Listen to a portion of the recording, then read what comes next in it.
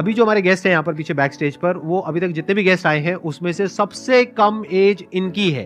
उनको आप सब गूगल बॉय ऑफ इंडिया के नाम से जानते हो। Please give an energetic and warm welcome to Kautilya पंडित।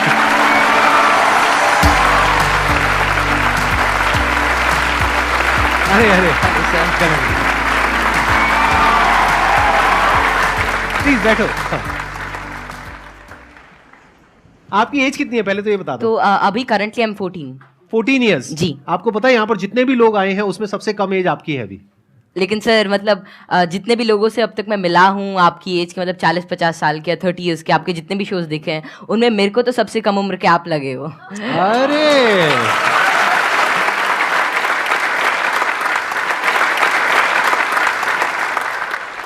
मैं ये पूछना चाहूँगा, जैसे यहाँ पर बैकग्राउंड हमारा होता है तो लोग कहते हैं कि इंटेलिजेंस जेनेटिक होता है, काफ़ी मतलब कि उसको बढ़ाने में बहुत ज़्यादा नहीं हम लोग कर सकते हैं। तो आपका इस पर क्या व्यू है कि इंटेलिजेंस, जैसे आईक्यू टेस्ट भी आप बार बार दोगे तो आपका आईक्यू का स्कोर बढ़ने लगेगा उसमें, तो आपका इसमें क्या कमेंट रहेगा कि इंटेलिजेंस के लिए आप क्या व्यू रखते हैं? ये ना बहुत इंटरेस्टिंग क्वेश्चन है जी सर। और मैं ये क्वेश्चन के आंसर से पहले एक बार, अगर आपके पेरेंट्स आए हुए हैं, आपके फादर हाँ, आए हुए हैं, पापा जी आए हुए हैं, मैं एक बार उनसे भी कुछ बात करना चाहूंगा। एक बार उनको माइक दीजिए।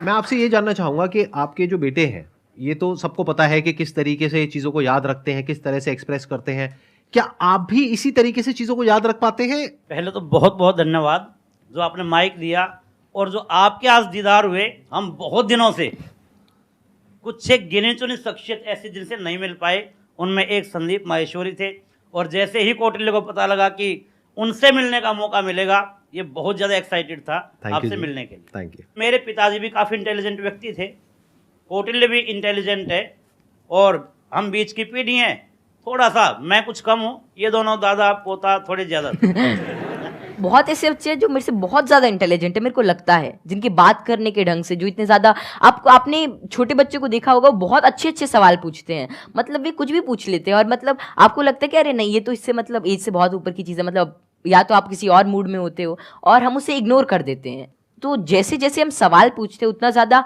हमारे अंदर एक मतलब चीज़ों को जानने के लिए एक चाह रहती है, और अगर हम वो उस क्यूरियोसिटी को कर्ब नहीं करते हैं तो उतनी ही ज़्यादा मतलब वो बाद में सवाल पूछता है, उसके एक इंक्विजिटिव ब्रेन रहता है, और curiosity something that drives this intelligence, and I don't think that there is such a great involvement of IQ and genetics. लेकिन हाँ, अगर आपका मन है कि कोई चीज़ जानने का, कोई चीज़ करने का, then it's all about will power, और कितना आप उसमें टाइम डिवोट करते हैं, कितना आप क्यूरियोसिटी और इंटरेस्ट से काम करते हैं।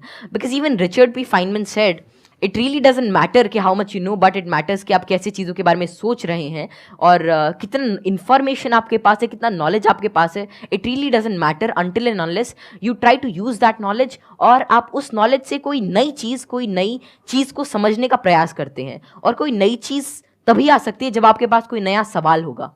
आपने बड़ी अच्छी बात बोली कि क्यूरोसिटी हम सबके अंदर होती है। जी सर। लेकिन होता क्या है कि घर में जाकर के हम उल्टे पुल्टे क्वेश्चंस पूछते हैं, जबकि क्वेश्चंस उल्टे पुल्टे नहीं होते हैं, सामने वाले को समझ नहीं आता है तो उसके लिए उल्टे हो जाते हैं, तो वो उसको चुप करा देते हैं। हाँ, बच्चे को चुप करा देते हैं और वहीं पे उसकी क्यूरोसिटी मर जाती है। उसके बाद में क्वेश्चनिंग खत्म हो जाती है, उसके बाद में वो रटना शुरू कर देता है। रटने में इंटरेस्ट तो आता नहीं है, तो ना तो अब रट पाते हैं ना समझ पाते हैं, बिल्कुल दोनों तरफ से चले गए।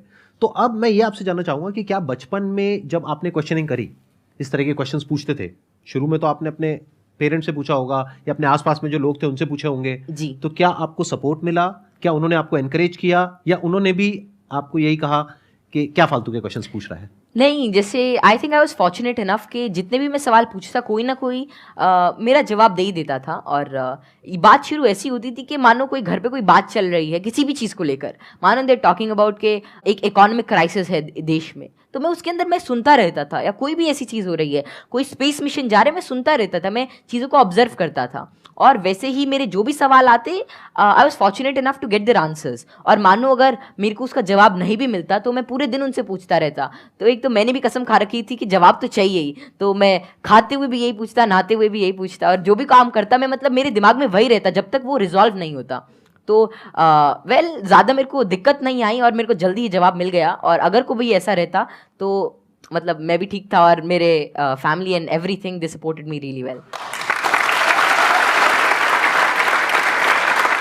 तो यहाँ पे वो जो पेरेंट्स मुझे अभी देख रहे हैं उनके लिए एक बहुत बड़ा लेसन है कि अगर बच्चे कुछ क्वेश्चंस पूछते हैं तो उनके जवाब देने चाहिए, हमें पीछे नहीं हटना चाहिए, और अगर जवाब नहीं है तो हमें बोलना चाहिए। हाँ हाँ, विद ऑल दी हम्बलनेस कि भाई हमारे पास में जवाब नहीं है, आप खुद फिगर आउट करो जाकर मतलब के सर उसके जब मैं जवाब छोटा था तो इट वाज नियर लाइक 2013 और समथिंग, और तब मतलब यही नेट इंटरनेट बहुत कम था, और तो यही था कि कोई सवाल मेरे मन में आता, शायद वो नहीं पता रहता, तो मेरे पापा जी एक डोंगल आता था, मतलब वोडाफोन का, बहुत महंगा उसका रिचार्ज था, मतलब ऐसे मतलब अभी चला तो एक वीडियो देखने के बाद ही खत्म हो जाता था तो फिर वो लाते और मतलब मेरा जो भी सवाल रहता मेरे को उसका आंसर मिलता।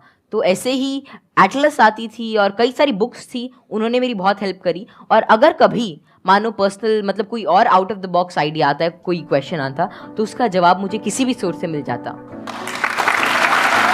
Thank you ji, thank you Kautilya. Okay, pleasure meeting you. चलो मिलो।